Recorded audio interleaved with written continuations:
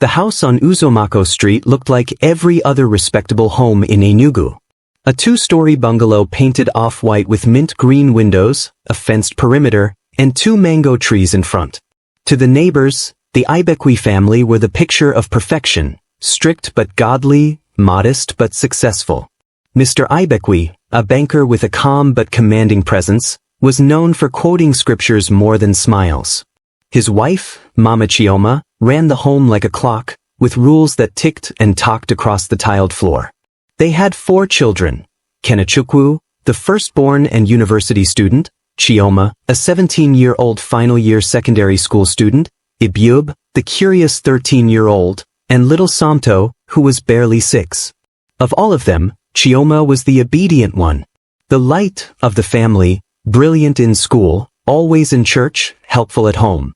When she wasn't reading novels or cleaning the kitchen, she was dreaming about scholarships abroad. Everyone said she'd be the one to make it. Kenechukwu returned home that July after finishing his 3rd year at UNN. He had grown taller, deeper in voice, more confident. But there was something else about him now, a quiet, brooding arrogance, like he had learned to hide things well. To Chioma, he was still her older brother, her protector, her role model. But something shifted that July, and she couldn't name it. It started small. A knock on her door around 9 p.m. "Chioma, do you have my charger?" he asked one night. She handed it to him. "Come plug it in for me." She did. He was seated on his bed, eyes on his phone. Nothing strange. Nothing suspicious. He thanked her, smiled, that same disarming smile from childhood, and she left. The next night, it was a favor to iron a shirt. Then to help with typing an assignment. Then just to talk. And then one night, the door shut behind her. Kenechukwu began asking strange questions. About her body. About boys.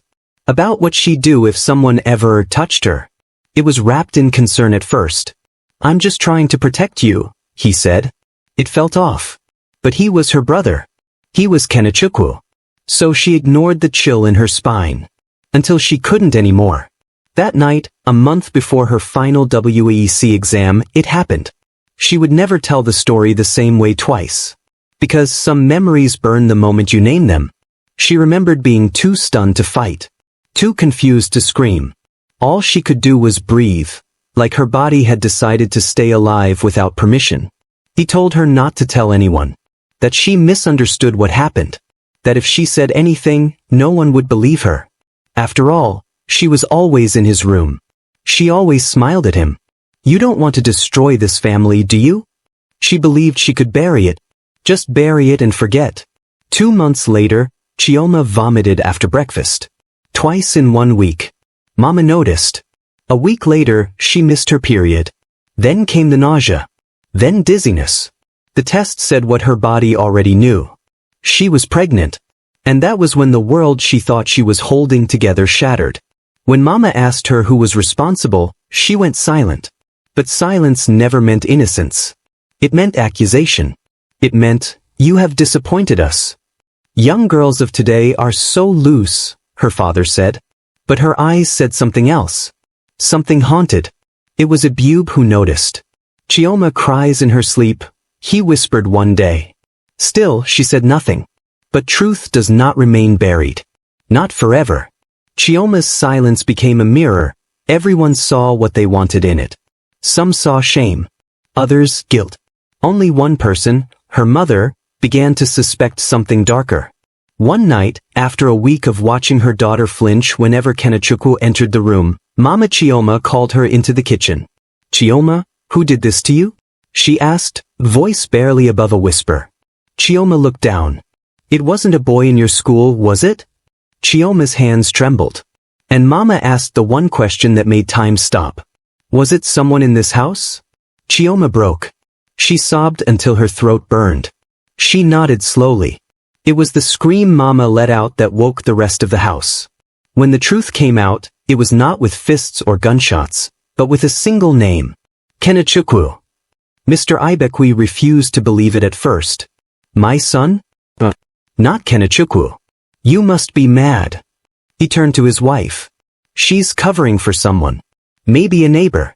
She's lying." But Chioma was not lying. And Mama believed her. A confrontation followed. Kenechukwu denied it. Then he cried. Then he blamed Chioma. Said she seduced him. Said she came willingly. That she was curious. That it was mutual. Mama slapped him. The kind of slap that splits the air in history. "You're her brother," she said. "You were meant to protect her." The family fractured that day. Mr. Ibekwe sent Kenechukwu to stay with an uncle in Abuja. Said it was for everyone's peace. He refused to go to the police. "We can't let outsiders disgrace us." But Mama wasn't silent anymore. She walked Chioma to the hospital. To therapy. Then to a lawyer. Chioma was 6 months pregnant when they finally filed a case. The community was brutal. People whispered in the market. Some said Chioma had lured her brother. Others claimed the family was cursed. Social media caught wind of it and twisted it into salacious gossip. A Nugu girl pregnant for own brother, family divided. Church leaders offered prayers, not justice. Even her school revoked her prefect title. But Chioma kept walking. Each insult became a brick, and she built a wall of resolve. She gave birth to a girl. She named her Ifeoma, something good. Holding Ifeoma, Chioma felt fear and fierce love at once. She promised never to let her grow up in silence.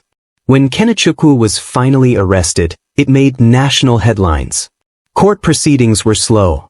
The defense called it an unfortunate misunderstanding. They painted Chioma as manipulative, confused. But Chioma stood. She told her story clearly, calmly, not because she wasn't afraid, but because she had found something stronger than fear. Support came. NGOs. Journalists. Women who had been silenced like her. The judge listened. The verdict came. Guilty. Kenechukwu was sentenced to 14 years. That day, Chioma walked out of the courtroom not with victory, but with vindication. Chioma deferred her admission to university for a year. She attended therapy weekly. She joined an NGO that fought for girls' rights. By the time she resumed school the following year, she was different. Not completely healed, but healing. She started sharing her story. First in safe spaces. Then at youth forums. Then on a podcast that went viral. My brother stole my voice, but I took it back. She became a speaker, an advocate.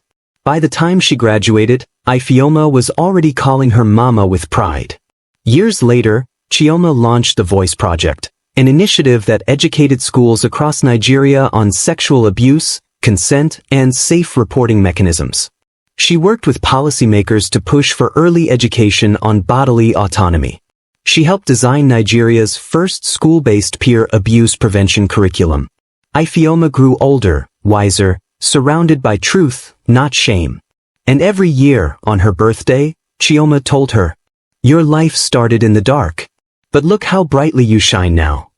Epilogue. Lessons from the fire. This is not just a story of tragedy. It's a story of systems, and how they fail. It's a story of silence, and how it spreads. But more importantly, it's a story of what happens when one girl dares to speak, even with a broken voice. To anyone reading, silence protects no one. Shame belongs to the abuser, not the abused. And healing begins the moment we speak. Thanks for watching. Make sure you like and subscribe. Don't forget to turn on the notification bell for newly created content.